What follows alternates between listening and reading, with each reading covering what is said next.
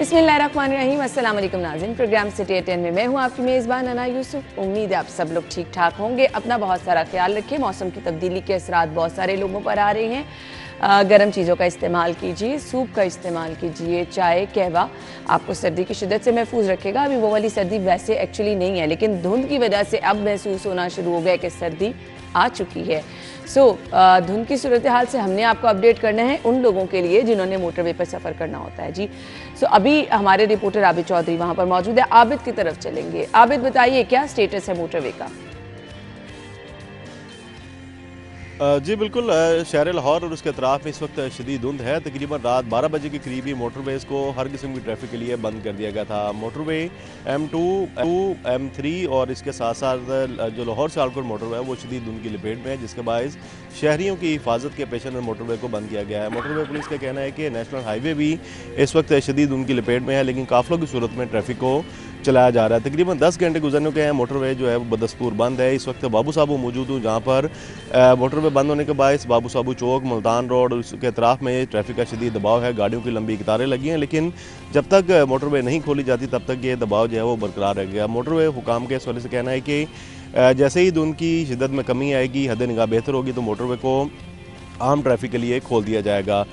10 घंटे से मोटरवे बंद है, लेकिन मोटरवे पुलिस की जानिब से शहरियों के लिए ट्रैफिक एडवाइजरी भी जारी की जा रही है कि धुंध के औकात में गैर ज़रूरी सफ़र से गुरेज करें, गाड़ियों पर फोग लाइट्स का इस्तेमाल करें और ख़ुसूसन जो नेशनल हाईवे है वहाँ पर सफ़र के दौरान गाड़ियों में दरमियानी फासले को यकीनी बनाएं और अपना सफ़र शुरू करने से पहले मोटरवे पुलिस की हेल्पलाइन 130 पर रब्ता करें। और आबिद, अगर आप सुन पा रहे हैं तो आपके पीछे जो मंजर है अभी तो धुंध बहुत शदीद है। कोई टाइम फ्रेम दिया जा रहा है कि 11 बजे 12 बजे तक मोटरवे को खोलेगा? क्योंकि अभी तो धुंध अच्छी खासी शदीद है। बिल्कुल, इस वक्त जो मोटरवे है वो शदीद धुंध की लपेट में है, जिसके बायस से मोटरवे को ताहाल बंद रखा गया है। तो मोटरवे हुकाम के कहना है कि जैसे ही धुंध की शिद्दत में कमी आएगी तो उसके बाद ट्रैफिक को खोला जाएगा। लेकिन बताया जा रहा है कि तकरीबन 1 से 1.5 घंटा मज़ीद दरकार होगा। सुबह जिस वक्त 8 से 9 बजे के दरमियान जो है वो इससे भी ज़्यादा धुंध थी, लेकिन अभी देखने में आ रहा है कि धुंध की शिद्दत में कमी आ रही है। लेकिन आगे जो मोटरवे है फैज़पुर और उसके साथ साथ जो टूल प्लाजा है वहाँ पर शदीद धुंध है, जिसके बायस मोटरवे को हर किस्म की ट्रैफिक के लिए बंद रखा गया है। Thank you so much Abid. आपसे हम अपडेट मजीद देंगे। अगर नाज़रीन आप जानना चाहते हैं कि मोटरवे को ट्रैफिक के लिए कब खोला जाएगा तो आप सिटी 42 देखते रहिए, इंशाल्लाह हम आपको अपडेट करते रहेंगे। और वो लोग जो कि शहर के अंदर भी ड्राइव करें, क्योंकि सुबह मैं भी बहुत आधा रास्ता तो तकरीबन ऐसे था कि बिल्कुल भी कुछ नज़र नहीं आता, ज़ीरो विजिबिलिटी थी। एहतियात के साथ ड्राइविंग कीजिए, स्लो ड्राइव कीजिए और फासला मेंटेन रखिए। अल्लाह ताला सबकी हिफाजत फरमाए। आज की टॉप स्टोरीज की तरफ आते हैं। तजावुजात कायम करने वाले हो जाएं होशियार। तजावुजात के खिलाफ क्रैकडाउन का फैसला, रुकावट बनने पर गिरफ्तारी और मुकदमा होगा। निगरान वज़ीर आला पंजाब का इंटरसिटी ट्रांसपोर्ट के किरायों में कमी का टास्क। इंटरसिटी बसों के किरायों में 5 से 10% कमी। इलेक्शन कमिश्नर पंजाब का ज्वाइंट इलेक्शन कमिश्नर के हमरा सेंट्रल पुलिस ऑफिस का दौरा। पंजाब पुलिस इलेक्शन 2024 के पुरअमन और महफूज इनेकाद के लिए पूरी तरह तैयार। और इसके बाद आपको बताएंगे पंजाब फूड अथॉरिटी ने कार्रवाई की है। गैर मेयारी मछली फरोख्त करने वालों के खिलाफ एक्शन लिया गया है। हमारे सीनियर रिपोर्टर्स हमारे साथ मौजूद हैं। शाहिद सिप्रा साहब, अली साई साहब ने ज्वाइन किया है। अस्सलाम वालेकुम। थैंक यू सो मच, बहुत बहुत शुक्रिया आप लोगों के वक्त के लिए। शहर का बहुत बड़ा मसला हल होने के लिए जा रहा है। अब तक जो ट्रैक रिकॉर्ड रहा है और अब तक जो हमने देखा है सूरत हाल, जो काम की रफ्तार की बात की जाए या फिर काम के मेयार की बात की जाए, निगरान वज़ीर आला इस पर पूरा उतरे हैं। अब जब बात कर रहे हैं तजावुजात की, आई होप आई विश कि ये मसला भी हल हो जाएगा। ये शहर का बहुत बड़ा मसला है। शाहिद सिप्रा साहब। बिस्मिल्लाहिर्रहमानिर्रहीम। देखें, तजावुजात के साथ जो आपकी रॉन्ग पार्किंग है वो भी शहर का बहुत बड़ा मसला है। और आपका जो गुंजानाबाद इलाका है, बिलखसूस शालम मार्केट, सर्कुलर रोड और उसके बाद बागबानपुरा, धर्मपुरा के इलाके, इशरा, ये जो इलाके हैं यहाँ पे अगर हम लोग जाएँ तो आपको तजावुजात तो नज़र आती हैं, लेकिन उसके साथ जो गाड़ियों की गलत पार्किंग है वो ना सिर्फ ट्रैफिक रवानी को मुतासिर करने का सबब बाजार एक दिन मेरा जाना हुआ, वहाँ से गुजरना मुहाल है। गुंजानाबाद इलाका आप लिंक रोड मार्केट चले जाएं, आप वहाँ से नहीं गुजर सकते। कोई भी ले लें। अब क्या है कि तजावुजात क्या है, दुकानदार है, उसकी दुकान है, उसके सामने फुटपाथ है, फुटपाथ किस लिए मुकर्रर किया गया है? वो इसलिए कि लोग वहाँ से गुजरें, राहगीर आसानी से जाएं, अपनी शॉपिंग करें और उसी फुटपाथ के ज़रिए वापस आ जाएं। लेकिन हमारे 99% ऐसे इलाके हैं जहाँ फुटपाथ नज़र ही नहीं आते। वहाँ पर दुकान के सामने एक नई दुकान सजा ली जाती है और वो फिर वैसे नहीं सजाई जाती। जो अंदर दुकान का मालिक है वो उससे किराया लेता है। उस टेबल लगाने की मद में या छोटी दुकान सजाने की मद में उसने माहाना उसको या रोज़ाना की बुनियाद पर उसने उसकी उजरत अदा करनी होती है।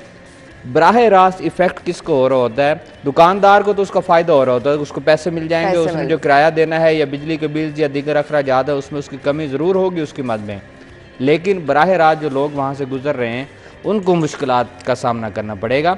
ये कई दफ़ा पहले भी हुआ है, तजावुज़ात के खिलाफ ऑपरेशन होते रहे हैं, बड़े बड़े ऑपरेशन, सीढ़ियाँ तोड़ी गई। सवाल ये पैदा होता है ना, फॉलोअप कोई नहीं होता। देखें फॉलोअप तो अब मेरे ख्याल मौजूदा गवर्नमेंट के बाद तो मेरे ख्याल में अब ख़त्म ही हो गया कि मॉनिटरिंग किस तरह करनी है। मैं कुछ दिन पहले एक वीडियो सुन रहा था, शायद बंद रोड की थी, तो वो ADCR और DC खड़े थे तो उनको CM साहब कह रहे थे कि 1 फुट भी अगर एक साइड पे कुछ बड़ा हुआ तो आप उसको तोड़ें, और वो भी तजावुज़ात की मद में आता है। अगर इस लेवल पे आगे एक कैंपेन शुरू की जाती है जिसके लिए खसूसी टीमें भी तश्कील दे दी गई हैं तो मेरे ख्याल में ये कामयाब ज़रूर होगी। लेकिन नुकसान कब होता है कि अगर आप रेडी बान को रेडी लगाने के लिए देते हैं और शाम में आपके टाउन या जोन की इंतजामिया जाके उससे 200-300 रुपया ले लेना है तो फिर आप इस तरह की कैंपेन को कामयाब नहीं बना पाते। साहब हमने तो यहाँ पे ये मिसालें भी देखी हैं कि जब आपकी कॉर्पोरेशन की टीम आ रही होती है पहले से उनको इन्फॉर्म कर दिया जाता है, वो चले जाते हैं और फिर जैसे ही वो वहां से चक्कर लगा के जाते हैं दोबारा वहां रेडियां सज जाती हैं। ये तो मॉनिटरिंग का तसलसल होगा तो सारी चीजें होंगी, अदरवाइज नहीं है मुमकिन। क्या होता है कि ट्रक और बहुत सारी जब चीजें नजर आती हैं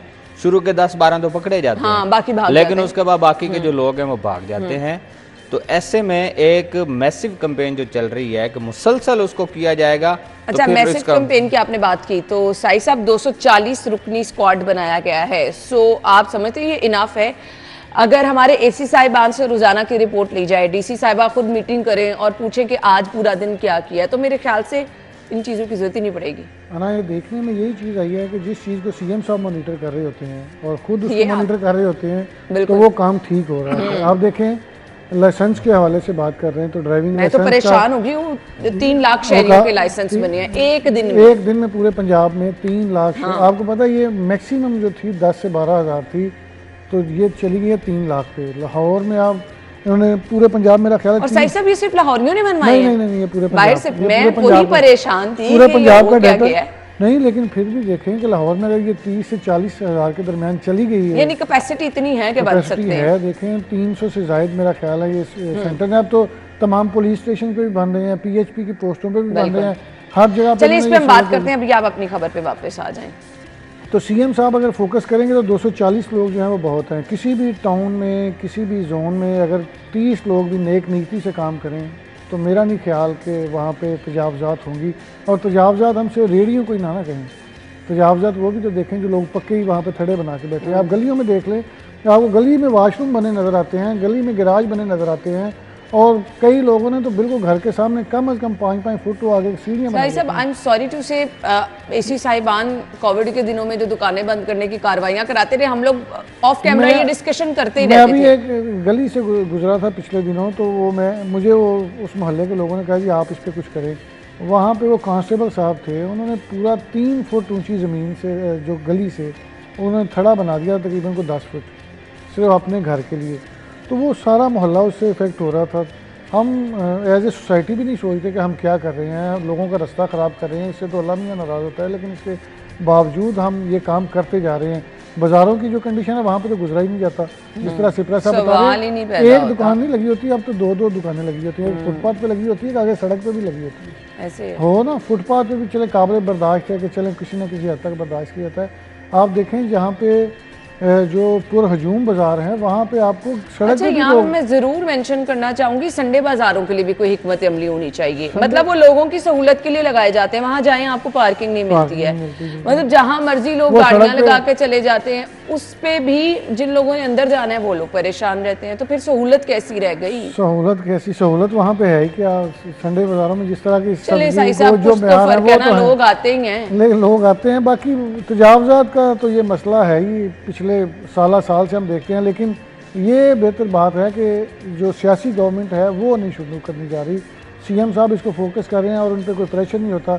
जब भी सियासी बंदे करते हैं आप देखें वो कैंपेन कामयाब नहीं होती, क्योंकि उन्होंने वोट लेने होते हैं, वो अपने वोटर्स के आगे बेबस होते हैं। लेकिन अभी फिलहाल ये सुनिए, इसलिए हम थोड़ा सा ना उम्मीद रख सकते हैं। अच्छा जी, रुकावट बनने पर गिरफ्तारी होगी और खबर में वाज़ेह तौर पर लिखा है कि मंगल से कानूनी कार्रवाई का आगाज हो जाएगा। सो होशियार रहिए, अगर तजावुजात हैं उसका खात्मा कीजिए, अदरवाइज कानूनी कार्रवाई का सामना रहेगा। ये पुख्ता तजावुजात भी इसमें शामिल होंगी शायद से। प्रसा, मुझे वाइंड अप करना है। जी बिल्कुल, क्यों नहीं होंगी, वो भी होंगी। और जो आपने, वो तो परमानेंट कुछ लोगों आपको ने याद होगा कुछ दिन पहले, शायद आपकी नज़र से न गुजरो चूंकि मेरे वो पड़ोस में है, आपके जे रोड पे जो आपके कार्स के जो शोरूम बने हुए, यहाँ पे एक बड़ा ऑपरेशन हुआ था। उनकी जानिब से आगे से सारा ट्रैक जो है वो कवर किया गया था, सर्विस लेन, और वहाँ पे वो गाड़ियाँ अपनी जो है वो शो करते थे और खड़ी कर देते थे। ये महीना डेढ़ पहले कार्रवाई हुई थी। आप गुजरिएगा कभी, आपको सर्विस लेन बड़ी क्लियर मिलती है। अब आपको थड़े या उस तरह की चीजें नजर नहीं आती। यानी अब इस पे सख्ती से अमल दरामद होने वाला है, तो तजावुजात करने वाले जरा होशियार हो जाएं, और तजावुजात के साथ साथ ये रॉन्ग पार्किंग का मसला भी हल हो जाएगा। तो मेरे ख्याल में शहरियों को जिम्मेदारी का मुजाहरा करना चाहिए। 2 दिन है अभी, ताजर बरादरी है, ट्रेडर्स एसोसिएशन है, उनको ऑन बोर्ड आना चाहिए। उनको मेरे ख्याल में पंजाब गवर्नमेंट का साथ देना चाहिए। कम उम्र बच्चों का वो आगे आए, बजाय कि कानून हरकत में आए, कानूनी कार्रवाई हो, मुकदमा दर्ज हो। मेरे ख्याल में ताजर बरादरी खुद आगे बढ़े और हुकूमत का साथ। अच्छी सजेशन दी है कि तमाम मार्केटों के सदूर जो हैं वो इस चीज की जो है, क्योंकि अल्टीमेटली फायदा उन्हीं को ही होगा। नुकसान अगर वो ये कहते हैं कि जी दुकानों वाले नहीं मान रहे, तो आपकी मार्केट का अगर रास्ता कुशादा होता है, आप लोगों को ही फायदा होगा, लोगों के लिए भी आसानी होगी। अदरवाइज मुकदमात के लिए तैयार हो जाए। ब्रेक के बाद अगली खबर, स्टे विद अस।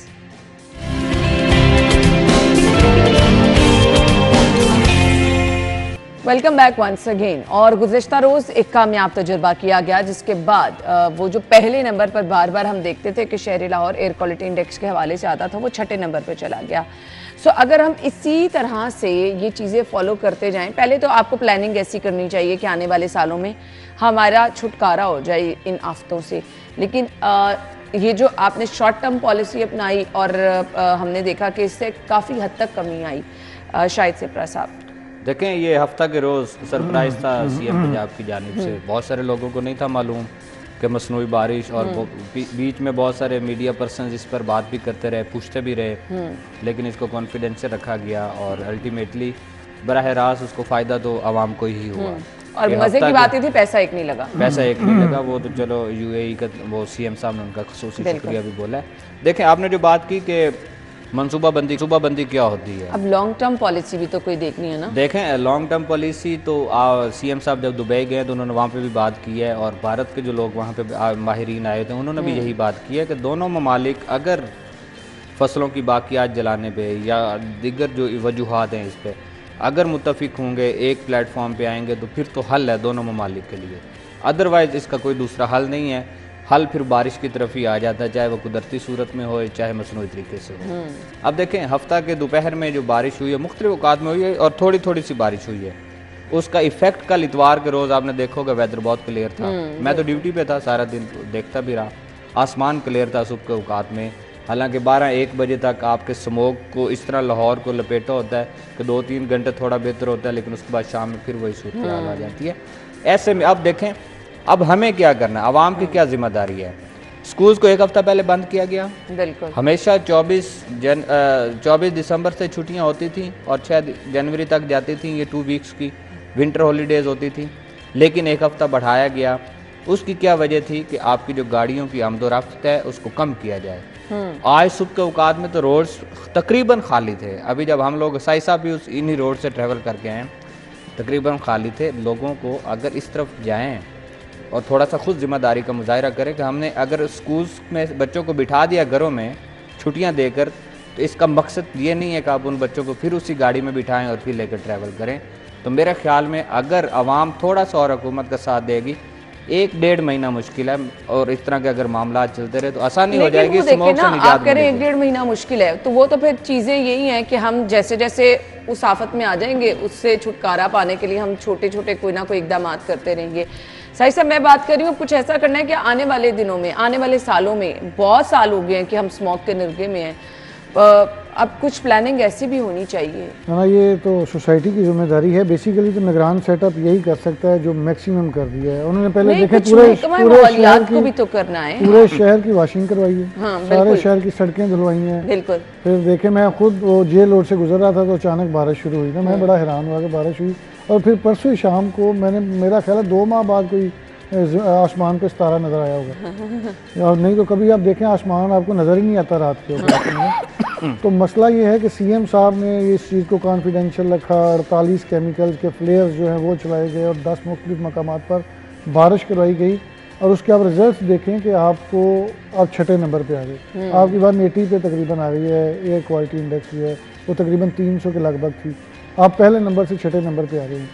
तो गवर्नमेंट तो मैक्सिमम कर रही है जो कर सकती है, लेकिन जो डिपार्टमेंट है जिसकी असल जिम्मेदारी है, जिसने इस स्मोक को कंट्रोल करने के लिए जो पहले इकदाम उठाने हैं, वो उस तरह नहीं कर रही। थोड़ा सा मैं यहाँ पे शहरियों से भी कहना चाहूंगी, प्लीज आप लोग भी अपनी रिस्पॉन्सिबिलिटी आप देखें ना, जहाँ मर्जी कूड़ा जलाना शुरू कर देते हैं, जिसकी वजह से वो मुख्तलिफ गैसेज जो हैं वो फिजा में जाती हैं। फिर आप बीमार होते हैं, सांस की बीमारियाँ, अभी भी शिप्रा साहब खांस रहे हैं, आंखों की बीमारी है, मुख्तलिफ अमराज। आप देखिए हॉस्पिटल भरे। तो हम अपने लिए करना है बेहतर। अगर आप जो कुछ भी करेंगे, जितने भी हम इकदाम उठाएंगे, तो वो हमारी सेहत के लिए बेहतर हैं, हमारी फिजा के लिए बेहतर हैं। आप देखें लाहौर के गिरदोनवा में अगर इंडिया में बाकियात जलाई जाती हैं फसलों की, या ये पत्तों की वाली साइड पे जलाई जाती हैं, या शादरा से आगे जलाई जाती हैं, तो उसके नुकसानात देखें कितने आ रहे हैं। बिल्कुल ऐसे। और पिछले 1.5-2 माह से सीएम साहब ने अपनी भरपूर कोशिश कर ली है। जो ट्रांसपोर्ट डिपार्टमेंट है, ट्रैफिक है, माहौलियात है, तमाम काबशों के बावजूद हम पहले नंबर पे रहे हैं। बिल्कुल 90% जो है वो हम पहले नंबर पे। लेकिन ये तजुर्बा कामयाब रहा है। नहीं, ये तजुर्बा तो टेम्पररी था, लेकिन देखे ना, एक दफ़ा तो यूएई ने हम पे मेहरबानी की, सीएम साहब ने को काविश की तो 35 करोड़ बच गए। अगर अगली दफ़ा 35 करोड़ लग गए तो सोशल मीडिया पे जो बातें चलेंगी, नहीं जी, हम तो अल्लाह ताला के हुजूर दुआ गो हैं कि बारिश हो और ये स्मॉग का भी खात्मा हो। बहुत सारे लोग जो बीमार हो रहे हैं, ये भी तभी बेहतर होगा। बाकी रह गई, हम तनकीद ज़रूर करते हैं, लेकिन प्लीज़ अपनी जिम्मेदारियां भी समझें। आप अगर घर से बाहर कूड़े को आग लगा रहे हैं, फसलों की बाग क्या चला रहे हैं, अगर आपकी फैक्ट्रियां धुआं छोड़ रही हैं, और अगर आपकी गाड़ियां अनफिट हैं, तो ये कहीं ना कहीं आप इसके बहुत बड़े जिम्मेदार हैं। ब्रेक के बाद अगली खबर की तरफ आएंगे, हमारे साथ रहिएगा।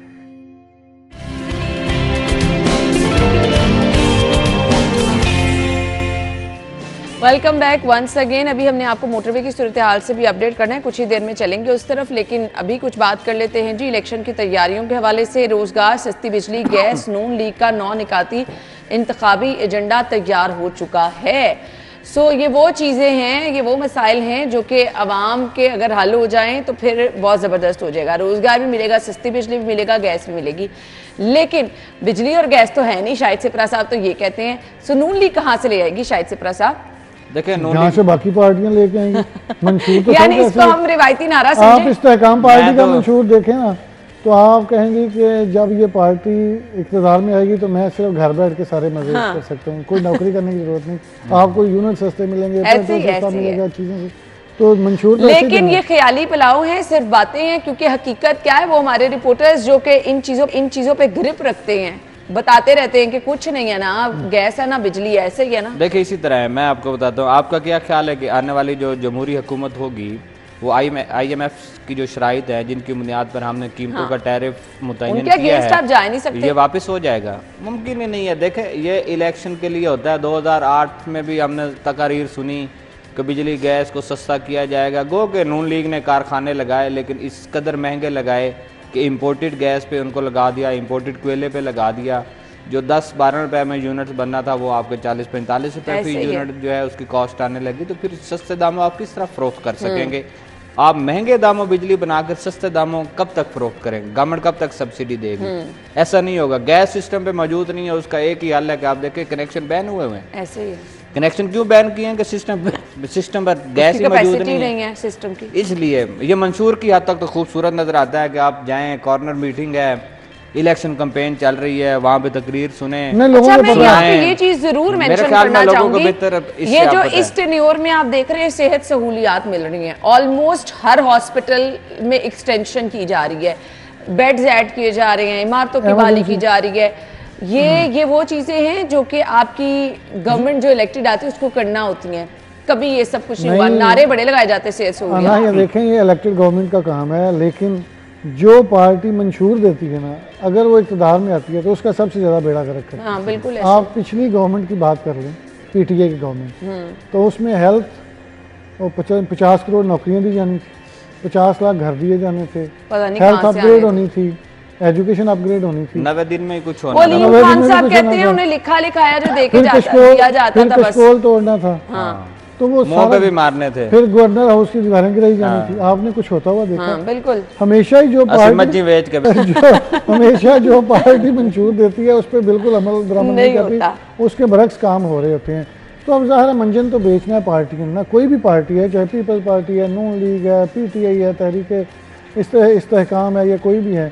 अब सबसे अच्छा मंशूर तहरीक इस्तेहकाम का आ रहा है, वो जो इस्तेहकाम पार्टी है। हाँ। मैं सुन रहा होता हूँ अलीम खान साहब को बड़ी ज़बरदस्त तकरीर करते हैं, तो वो जो मंशूर दे रहे होते हैं ना वो बड़ा ज़बरदस्त है। मैं तो उनको वोट दूंगा अगर वो पार्टी आ गई तो कितना पेट्रोल वो किसान की बात करते हैं, क्योंकि उनका पूरा बिजनेस जो है वो किसान के साथ मुंसलिक है। किसान गन्ना उगाएगा, उनकी शुगर मिल चलेगी। किसान गन्ना अच्छे तरीके से अच्छी क्वालिटी का उगाएगा, अच्छी क्वालिटी उनकी वो जो है उस पर चीनी को बनाएंगे और वो इस तरह बना लेंगे।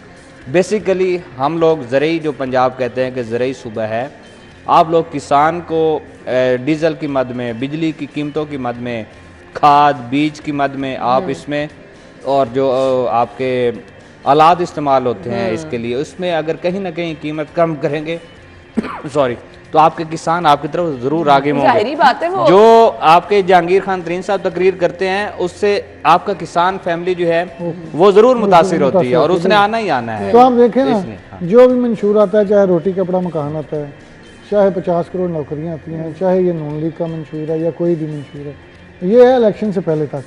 ये कैंडिडेट जो हर मर्ग पे जा रहे हैं, हर शादी पे जा रहे हैं, किसी को मामूली सी चोट लग रही है उस पे जा रहे हैं, ये 10 बंदे भी मर जाएं तो फिर उसके बाद जनाजे पे नहीं जाते। नो डाउट ये इलेक्शन से पहले से बेचने का मंजन है। अभी इनको बेचने दें, अभी तो 1.5-2 माह हैं, इसमें आप देखें जो गरीब हैं उनके घरों तक पहुँचेंगे कैंडिडेट, उनके दुख सुख में साथी होंगे, वहाँ पे बड़े बड़े जलसे होंगे, तकरीर होंगी, हम आपके साथ हैं।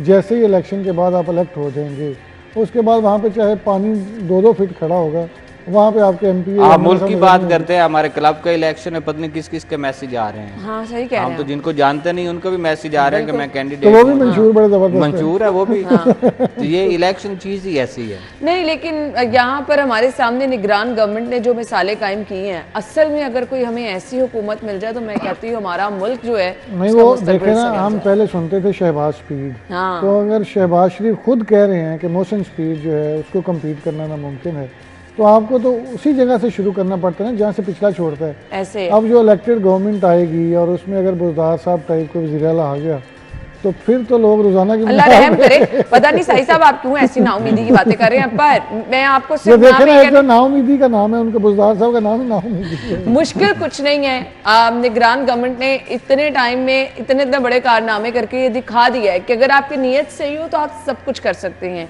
बस कोई खैर खा इस तरह का आ जाए, यही दुआ है। ब्रेक के बाद हम आपको ज्वाइन करेंगे, हमारे साथ रहिएगा।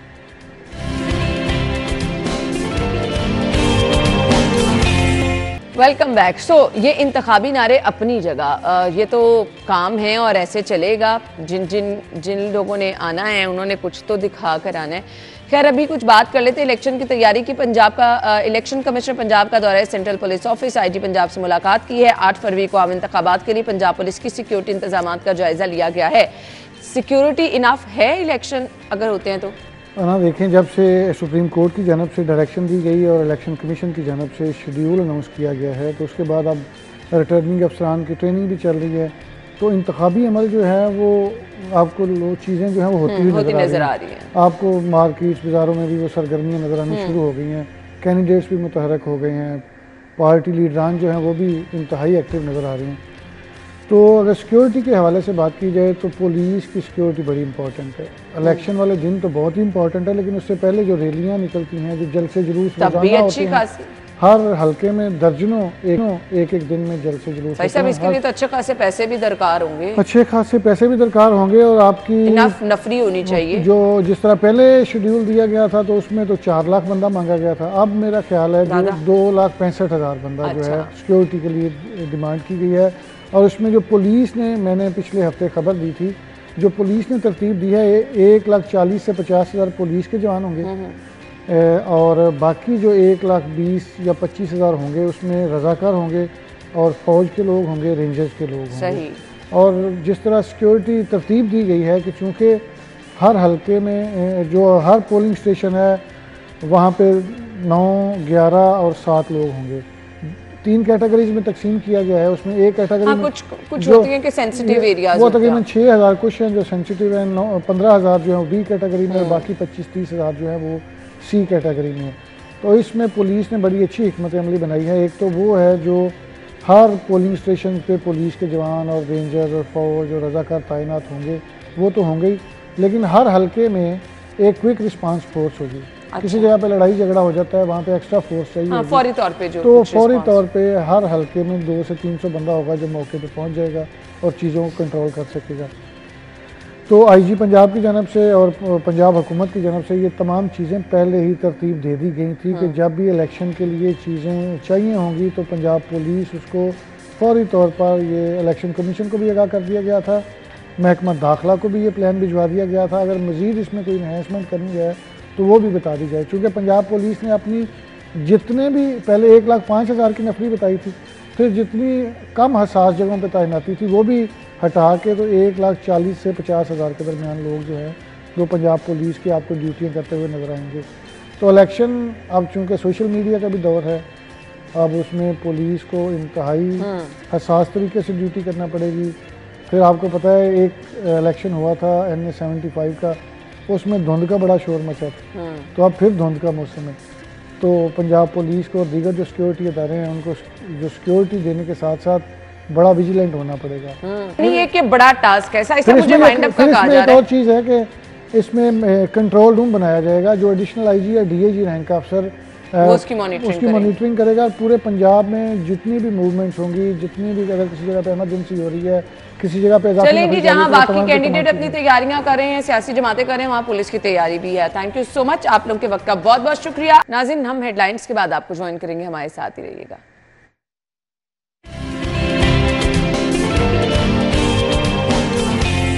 तो सब्जियों के रेट क्या हैं? वीकेंड पे बहुत सारे लोग शिकायत करते हैं कि जी इतवार बाजार चले जाएं, घर के करीब मार्केट में चले जाएं, वीकेंड पे भरपूर इजाफा कर दिया जाता है सब्जियों की कीमतों पे। सब लोगों की कोशिश होती है कि पूरे हफ्ते के लिए चीज़ें इकट्ठी करके ले आएँ, लेकिन अनफॉर्चुनेटली आपको वीकेंड पर भी कहीं पर नज़र नहीं आता कि सरकारी निर्खनामे पर अमल हो रहा है।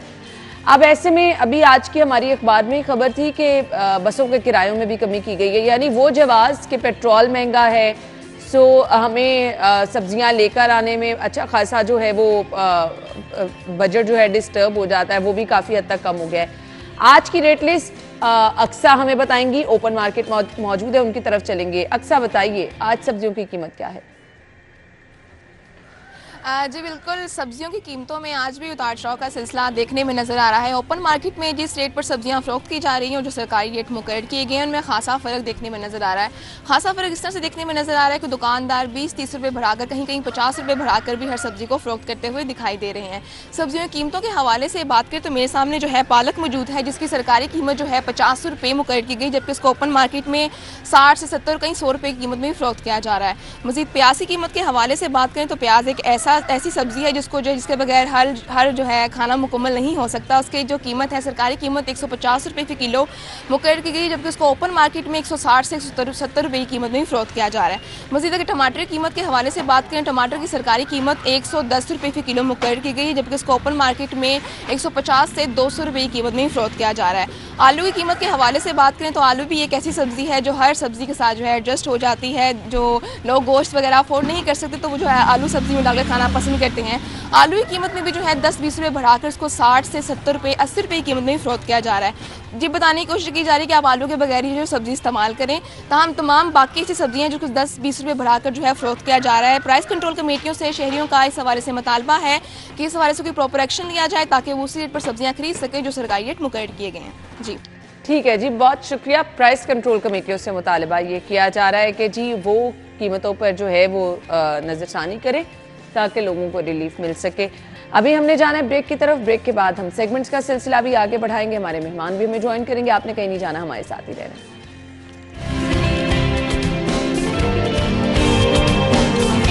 Welcome back once again. Program के इस हिस्से में जी हम बात करने वाले हैं, हम चाहते हैं कि आपकी सेहत का ख़ास ख्याल रखें। और हम जब सेहत की बात करते हैं तो अक्सर लोगों को देखा जाता है हर चीज़ पे डॉक्टर से रब्ता किया जाता है, लेकिन कुछ मसाइल ऐसी हैं कि जब वो वर्स्ट हो जाते हैं हम तब डॉक्टर के साथ रिजू करते हैं। दांतों का मसला बहुत अहम मसला है और बहुत सेंसिटिव मसला है।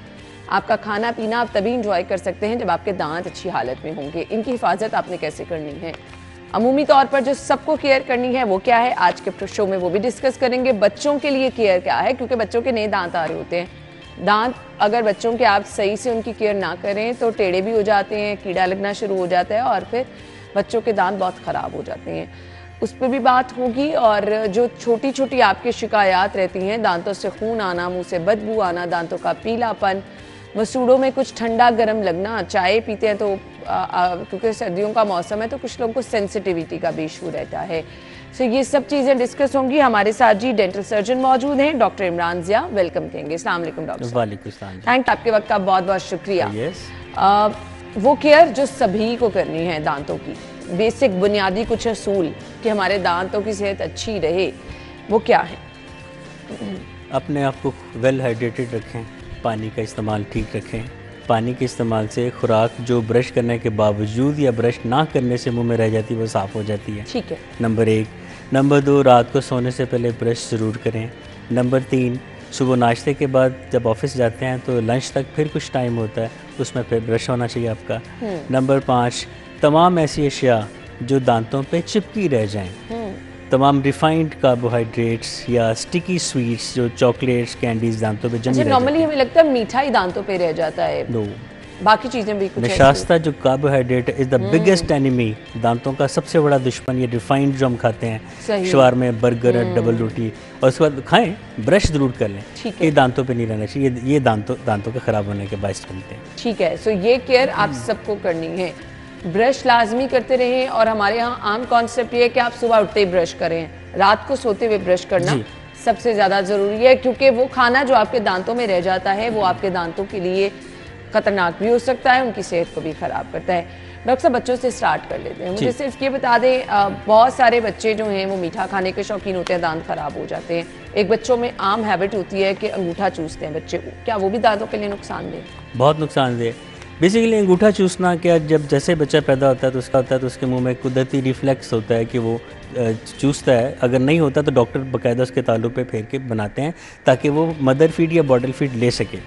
अब क्या होता है कि जैसे बच्चा थोड़ा उसमें सेंसेस आती हैं, थोड़ा सा वो उसको भूख का एहसास होता है और उसको इमीडिएटली फूड या उसका फीडर या वो अंगूठा चूसता है।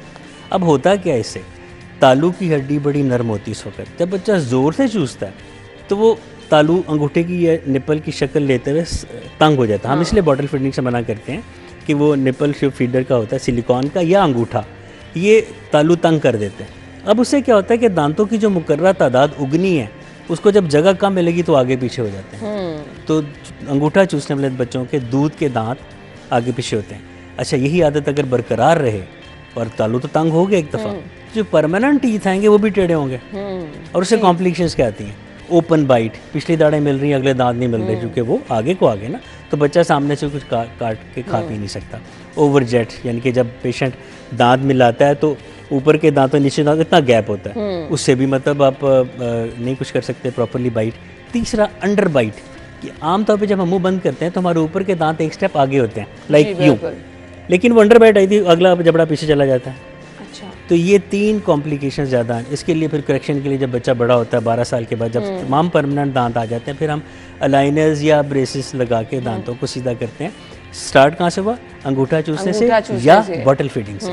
और कितना आपको उसका नुकसान उठाना पड़ता है। अच्छा जी, 7 साल की उम्र के बाद बच्चों के दांत टूटते हैं, वो वापस आते हैं, कुछ दांत टेढ़े आ जाते हैं, दांत के ऊपर दांत आ जाता है। सो डॉक्टर साहब, उसके लिए प्रिकॉशन क्या है, क्या करना है, मदर्स को केयर किस तरह करनी है? अगेन वही बात कि बॉटल फीडिंग और अंगूठा चूसने से मना रखा जाए। बॉटल फीडिंग कई दफ़ा मजबूरी होती है, वो करनी है। इसके लिए आप हर 6 माह के बाद डेंटिस्ट को विजिट करवाएं, ताकि वो बता सके कि हाँ जी इसके बच्चे के ये प्रॉब्लम हैं या हो सकते हैं। तो prevention is always better than cure और ट्रीटमेंट। बिल्कुल। तो ये जो रेगुलर चेकअप साल में 2 दफ़ा है, ये बच्चे को दांत जो कॉम्प्लिकेशन है, टेढ़ा होना या जो भी है, उसे बचा सकता है। सही। दांत के ऊपर जो दांत आ जाता है वो फिर उसको निकालना पड़ता है? बिल्कुल जी, डबलिंग कहते हैं। उसमें हम ये करते हैं कि जो दूध का दांत होता है वो हम निकाल देते हैं। ठीक है। परमानेंट दांत रहता है वो या तो खुद ही फिर 2-3 महीनों में अलाइनमेंट हो जाती, अगर ना हो तो फिर हम अलाइनर्स या डेंटल ब्रेसेस लगा के उनको हम सीधा करते हैं। ठीक हो गया। अच्छा जी, बच्चों के लिए खाने पीने में कोई रिकमेंडेशन आपकी होंगी कि ये चीज़ें नहीं देनी चाहिए, ये चीज़ें कम देनी चाहिए, और अगर ये चीज़ें दे रहे हैं तो एहतियात के साथ देनी चाहिए? बड़ा मुश्किल काम है, हाँ, क्योंकि बच्चों को हम नहीं रोक सकते हैं। आप उनके लिए टेक्शन इतनी ज़्यादा, टीवी एड्स इतने अच्छे हैं और मज़े मज़े के आते हैं कि अपना भी दिल बिल्कुल ऐसे ही आप उनको क्या खाएं ज़रूर, लेकिन टारगेट दें कि जब आप ऐसा कुछ खाएंगे उसको ब्रश करेंगे।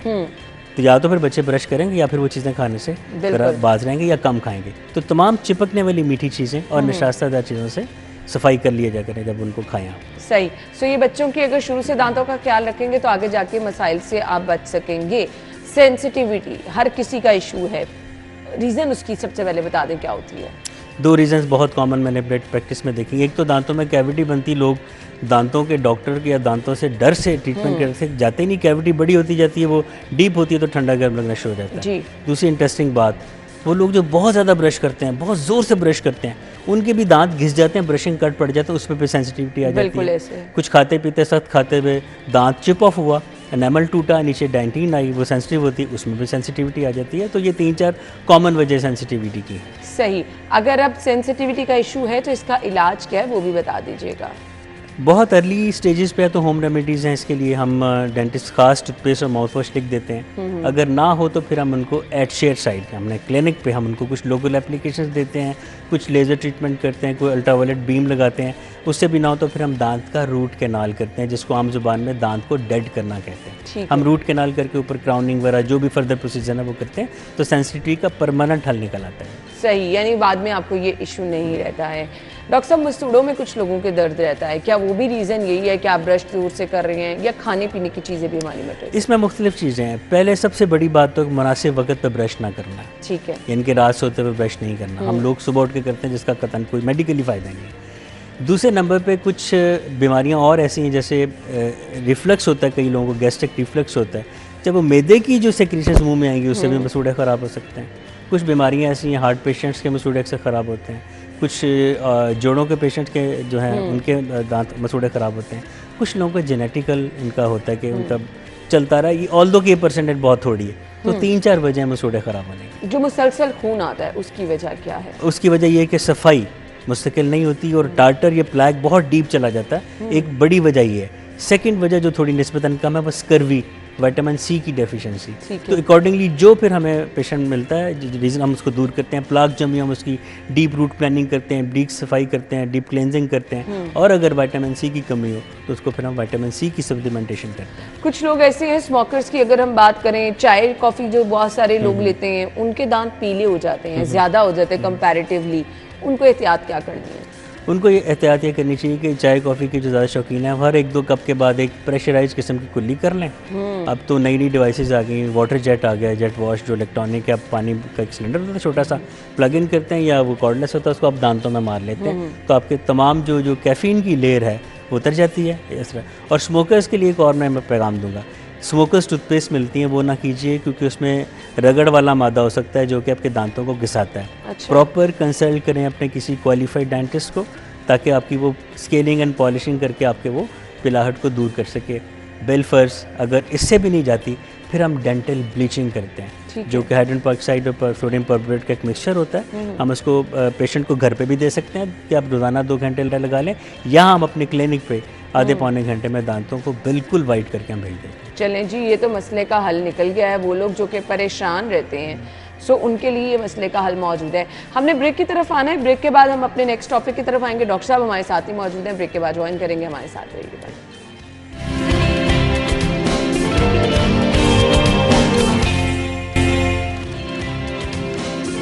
Welcome back once again. हमारे साथ डॉक्टर इमरान मौजूद हैं और जी बहुत सारे लोग जो कि परेशान रहते हैं, मुंह में मुसलसल छालों की वजह से आप अपने खाने को नहीं इंजॉय कर सकते हैं।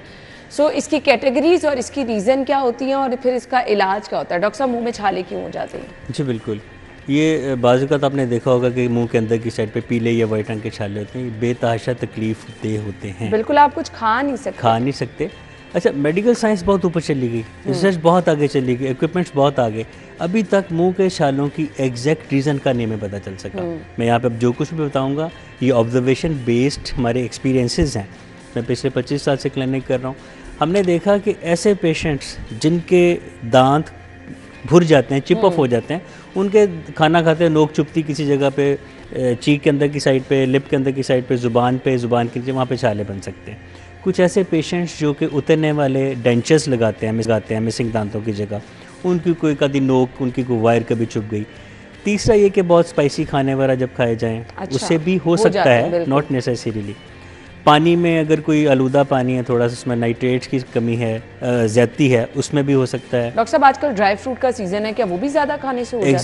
एग्जैक्टली ड्राई फ्रूट के भी कुछ हैं जिनमें से हो सकता है, लेकिन अभी हम इन दिनों में आते हैं केसेस, लेकिन हम ये कह नहीं सकते कि उसकी वजह से है, लेकिन सपोज टू बी कि ड्राई फ्रूट भी एक वजह हो सकती है। दारचीनी जो है, इससे भी बाजू का सुनने में आया कि हो जाता है। अच्छा, एक बड़ी दिलचस्प बात है, इनको हम स्ट्रेस अल्सर्स भी कहते हैं। बच्चों में एग्ज़ाम के दिनों में बहुत छाले बनते हैं, या आप भी नोट कीजिएगा, या बड़ों को कोई अपना कोई काम की टेंशन है, उसमें ये स्ट्रेस के दिनों में बनते हैं, एफ्सस अल्सर्स या स्ट्रेस अल्सर्स कहते हैं।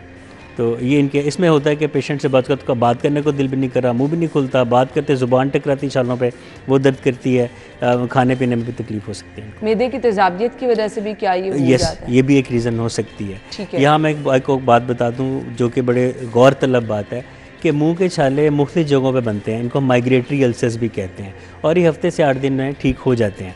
इलाज तो मैं आपको बताता हूँ, लेकिन पहले एक दो बात बतानी ज़रूरी समझ रहा हूँ। अगर ये स्टेगनेंट हो, एक ही जगह पे बना रहे और कोई महीने से ऊपर गुजर जाए, take it serious, it may be an oral cancer, it may be, not necessarily, it may be. अगर एक ही जगह रहे और महीने से ज़्यादा रहे तो ये आमतौर पर 5 छालियाँ खाने वाले हजरात को ज़्यादा होता है। चलें जी, इसके लिए आपको बहुत केयर करनी है। अब वो लोग जो कि मुसलसल पान और छालियाँ खाते हैं, उन लोगों को भी ये इशू एक वार्निंग है ये। सही।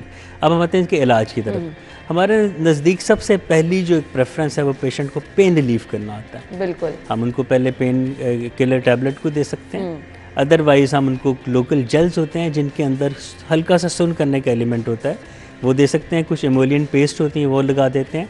और इसकी एक वजह और भी देखी कि विटामिन B12 की कमी हो, उससे भी ये माउथ अल्सर्स बन सकते हैं। फिर हम विटामिन B12 की सप्लीमेंटेशन करते हैं, उससे ये छाले काफ़ी हद तक ठीक हो जाते हैं। ठीक है। अक्ल दाढ़ के हवाले से मैं जानना चाहूँगी, बहुत सारे लोग, और जब ये आती है पेनफुल अमल होता है, उसकी रीज़न क्या है और कैसे पता चलता है कि अक्ल दाढ़ की पेन हो रही है? पहले ऑन अ लाइटर नोट, इसको अकल दाढ़ कहते क्यों है? क्योंकि ये आमतौर पे 6 से 12 साल तक परमानेंट दांत आ जाते हैं। ये 17 से 18 साल की एज में आती है। अच्छा। तो चूंकि देर से आती है और अकल भी देर से आती है, इसलिए इसका नाम अकल दाढ़ कर रखा गया। हमारी किताबों में विजडम टूथ कहते हैं। इसका पता कैसे चलता है कि एकदम से आपके जबड़े में खिंचाव पैदा होता है। होता है क्या कि ये जगह होती नहीं अमूमन, और वो टेढ़ी निकलती, जब टेढ़ी निकलती है वो सारे जबड़े पे दबाव डालती है और वहाँ पे पीछे गम स्वेलिंग होती है। पेशेंट कुछ खाए पिए बगैर भी जब मुंह बंद करता है तो जैसे ऊपर नीचे के जबड़े मिलते हैं तो बीच में वो सूजा हुआ गम जो अकल दाढ़ की वजह से है, वो 2 दांतों के बीच में आता है और वो पेशेंट को तकलीफ होती है। तो ऐसी सूरत, ये इंडिकेशन है कि अगर ये 17 साल के बाद है कि आपकी अकल दाढ़ के बड़े अच्छे चांसेस हैं। सही। फिर हम उसका एक्सरे करके देखते हैं कि वाकई अकल दाढ़ का इशू, अगर वो सीधी है, टेढ़ी है तो हम उसको निकाल देते हैं, सीधी है तो उसको हम उसको सही रखने के इंतजाम करते हैं। ठीक है जी, हमारे साथ मौजूद थे, बहुत सारी चीज़ों का हल भी बताया, बहुत सारे मुफीद मशवरे भी दिए हैं। अगर आप चाहते हैं कि आपके दांत अच्छे रहें, सेहतमंद रहें, तो आपको इन तमाम चीज़ों को फॉलो करना है। Thank you so much doctor साहब, आपके वक्त का बहुत बहुत शुक्रिया। हम ब्रेक के बाद ज्वाइन करेंगे, हमारे साथ रहिएगा।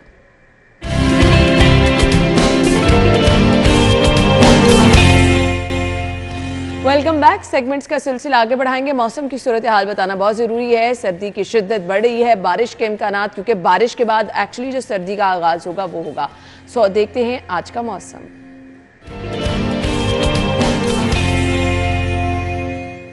अच्छा जी, तो आज का मौसम कैसा रहेगा हमें बताएंगी हमारी रिपोर्टर कोमल। कोमल, सर्दी की शिद्दत तो हम ग्रेजुअली देख रहे हैं, इजाफा हो ही रहा है, बारिश के इम्कानात कितने हैं और कब से हैं, क्या सूरत हाल है?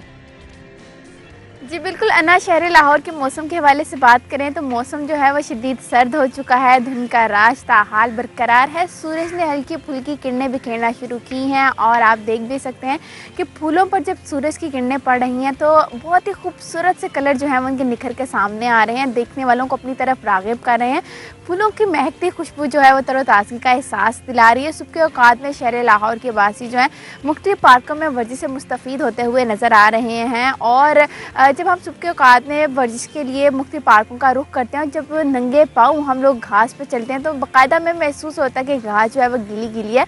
और ओस जो है वो शहर लाहौर के मुख्तलिफ फूलों पर जब शबनम के कतरों सा जो है वो समात दिखाती है और इस तरह जो है वो शहर लाहौर बहुत ही खूबसूरत से मंजर जो है वो पेश कर रहा है। महकमा मौसमियात की जानिब से फिलवक्त बारिशों से मुतल्लिक तो कोई इम्कानात ज़ाहिर नहीं किए जा रहे, लिहाजा फिर जो है लाहौर का मौसम फिर भी अपनी रंगीनियाँ दिखाने में जो है वो बहुत ही मशगूल नज़र आ रहा है। टेम्परेचर के हवाले से बात करें तो मौजूदा दर्जा हरारत इस वक्त जो है वो तकरीबन 17 डिग्री सेंटीग्रेड रिकॉर्ड किया जा रहा है और आइंदा 24 घंटों के दौरान लाहौर शहर में कम से कम दर्जा हरारत 5 और ज़्यादा से ज़्यादा 21 डिग्री तक रिकॉर्ड किया जाएगा। वहीं अगर हम दूसरी जानिब बात करते हैं लाहौर में एयर क्वालिटी इंडेक्स के हवाले से तो AQI की मजमूई शरह 207 रिकॉर्ड की गई है। लाहौर आलूदा तरीन शहरों की फहरिस्त में पूरी दुनिया में जो है वो तकरीबन तीसरे नंबर पर रिकॉर्ड किया जा रहा है।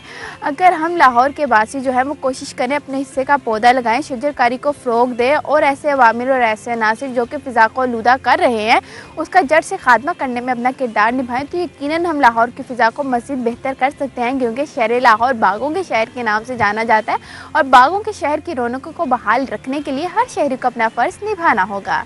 थैंक यू कोमल, मौसम के बारे में आपने बताया। सो नाज़रीन, अब हमने आगे बढ़ना है और आपको बताना है जी, संतरे का मौसम है और आप इससे फ़ायदा कैसे उठा सकते हैं, इसके बेनिफिट्स क्या हैं, वो हम आपके साथ शेयर करेंगे। वैसे धूप अच्छी सी निकली और आप बैठ के एंजॉय करें तो इसका तो बहुत ही मज़ा आता है। अच्छा जी, इससे आपकी जिल्द के लिए बहुत ज़्यादा ये मौसर हैं। वो लोग जो क्या चाहते हैं कि उनकी स्किन बहुत खुशनुमा नज़र आए, फ्रेश नज़र आए, तो ये अल्लाह ताला ने इसमें कुदरती बहुत सारे फ़वाइद रखे हैं। इससे जी एक और बहुत बड़ा फ़ायदा ये है कि आपका हाजमा ठीक रहता है। वो लोग जिनको ब्लॉटिंग रहती है, खाना हजम नहीं होता, वो संतरे का इस्तेमाल कर सकते हैं। इसके अलावा जी गुर्दे में पथरी का शिकार जो लोग हैं उनके लिए भी बहुत मौसर है, आप संतरे का अगर इस्तेमाल करेंगे। अब इसका मतलब ये नहीं है कि आप बहुत ज़्यादा तादाद में खाएं, रोज़ाना के 1-2 मोर देन इनफ फ़ायदा आपको पहुंच सकता है। ब्लड प्रेशर आपका नॉर्मल रहेगा और इसके बाद डायबिटीज़ के जो पेशेंट हैं उनके लिए भी बहुत ज़्यादा मुफीद है। आप जूस की फॉर्म में भी ले सकते हैं, अगर आप डायरेक्ट खा लें तो इसका ज़्यादा फ़ायदा होगा, ये ज़्यादा मौसर है। तो ये है जी संतरे के फ़वाइद, इंजॉय कीजिए और अल्लाह ताला की नेमतों का शुक्र भी अदा कीजिए। हमें इजाज़त दीजिए, कल मुलाकात होगी। अल्लाह हाफ़िज़।